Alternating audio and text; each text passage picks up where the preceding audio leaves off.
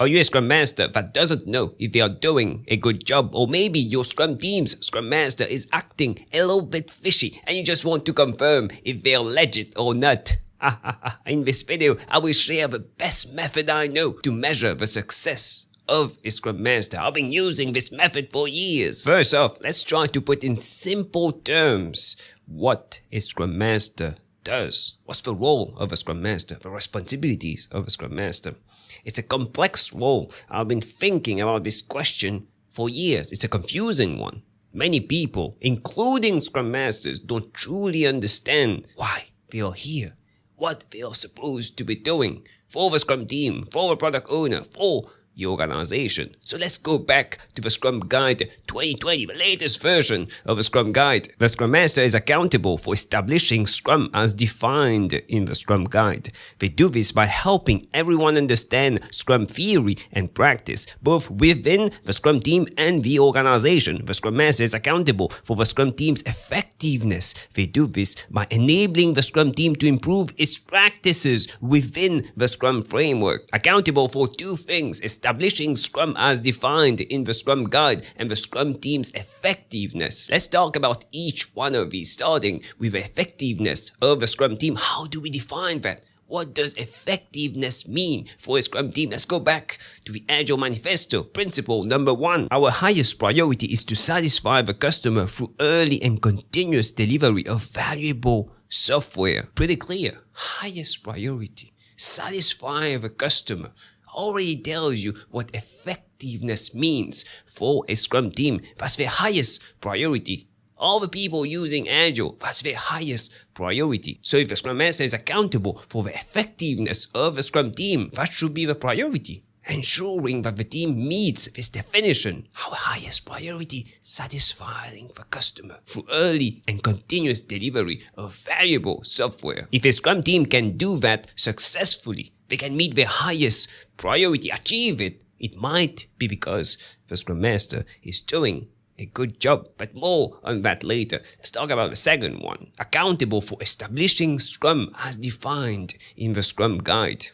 Yeah, the Scrum Guide 2020, 14 pages. Go read it. And in there you'll find some guidelines that when applied, when used with a Scrum team, can get you the benefits of the Scrum framework. Yeah.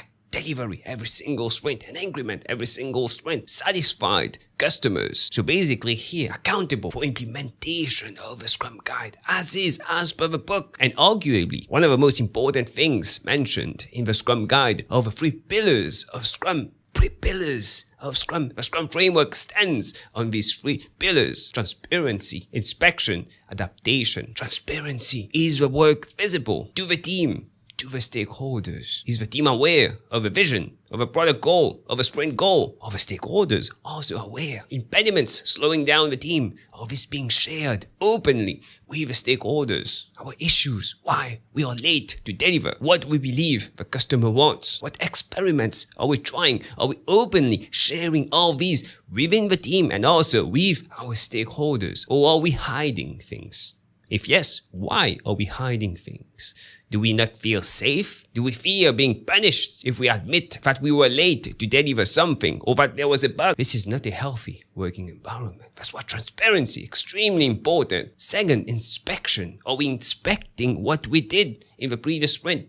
Every single day during the daily Scrum, are we inspecting what we did yesterday, how we worked together to progress towards the sprint goal, how it went, what can be improved, what can we use, what learnings we can use to make today even better to progress towards the sprint goal. In the sprint retrospective, we do that for the whole sprint. In the sprint review, we're inspecting what we built and then we adapt. We take all these learnings, all this information to do better tomorrow in the next sprint. But for now, let's go back to the original question. How do we measure the success of a Scrum Master? Do you believe that you are a successful Scrum Master? How do you know? The number one thing is defining what success means to you, to the team, and to your stakeholders. I see so many Scrum Masters following the Scrum Guide as per the book, believing that they are doing the right thing when their team believes that they should be a secretary taking notes during meetings, scheduling meetings for the team. Stakeholders believe that they should be chasing other teams to resolve impediments. Different people in the organization have a different belief on what a Scrum Master should be doing and what success means for this person. So the first thing to do is ensuring that everyone understands we are on the same page of what success means for you as a Scrum Master. And I also recommend that you do the same thing for the role of a product owner and for the developers and even for the stakeholders. Everyone needs to be aware of what is expected of us, and everyone should have a common understanding. Extremely important. There's quite a few methods you can use to define, to have this common understanding of what a Scrum Master should be doing and what success means to them. But you can use these questions as inspiration. First, does the team feel psychologically safe? Can they challenge the status quo, challenge their manager, ask difficult questions to their manager, feel that they can fail during the sprint without being punished, taking interpersonal risk without being punished, shamed, or have any retributions? That's psychological safety, extremely important. And if you have that for a team, it might mean that you have a good, successful Scrum Master. Is the team happy?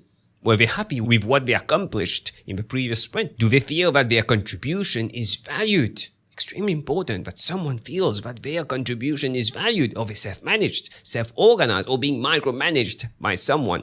Is the work visible? Do you have a Scrum board? The work is transparent. On the Scrum board, everyone is moving their cause. They understand the importance of transparency of information, of collaborating together. Continuous improvement. At least every single sprint. Recommended every day you should be improving, but at least every single sprint, continuous improvement. We are always doing better. Our next sprint will be better than this sprint. Are we delivering value every single sprint? Building a potentially shippable increment every single sprint. If you answer yes to all these questions, it might mean that you have a successful Scrum Master. Build your own list of questions because it needs to work for you, for your team, for your organization, depending on your context. But please validate this list. This will define if you did a successful job or not. So you should be validating that with your stakeholders and your team. But please, in your list, at least include psychological safety. Psychological safety, extremely important. But why? Why psychological safety is important? Because when people can take these interpersonal risks, challenge the status quo, ask difficult questions, it means that we get their expertise. We are not afraid to share why we are paying them in the company.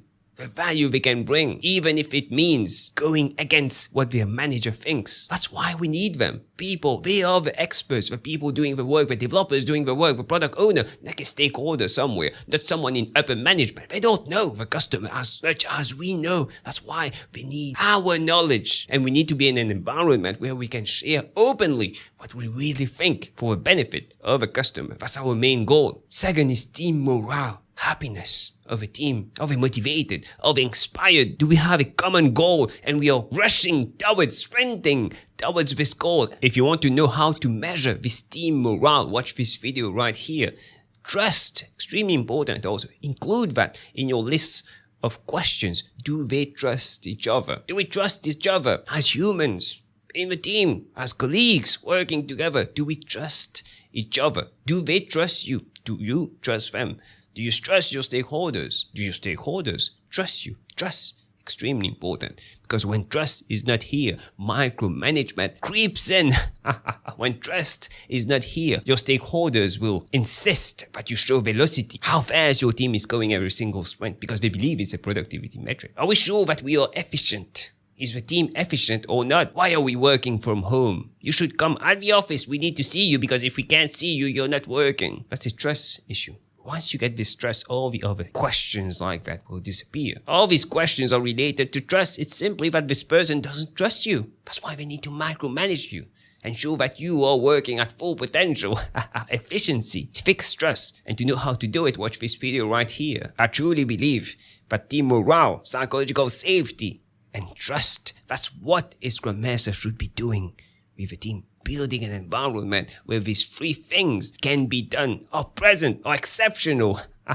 A Scrum Master needs to do that. Because honestly, a developer, a product owner, do you really believe that they have time to ensure that they are psychologically safe? to build this environment, to ensure team morale, to ensure that everyone is trusting when we are all trusting each other. 99.9% of team members won't have time to do that, won't even be thinking about that, and that's totally fine. That's why you're here, to build this environment and also teach them how to maintain this healthy working environment, because someday you'll need to leave the team and they need to be able to do that without you. That's why it's extremely important that you also coach them how to maintain, how to build this kind of environment. So don't assume that they can do that without you. That's why a Scrum Master should be here to work on these 3 things. And when you combine that with our highest priority, satisfying the customer, delivering value every single sprint, and you have these 3 things, for me, that's my definition of a successful Scrum Master. Minimum, bare minimum, you can add other things, but these 4 things are the bare minimums of what makes a great Scrum Master. I would like to end this video with one quote that I believe truly defines the role of a Scrum Master, and this quote is from Nanny McPhee. There's something you should understand about the way I work. When you need me but do not want me, then I must stay. When you want me but no longer need me, then I have to go. Which brings me to my next point. If you want more tips, insights on Agile, Scrum, personal growth, click on the video that stands out the most on the screen right now. And I'll see you in a few seconds.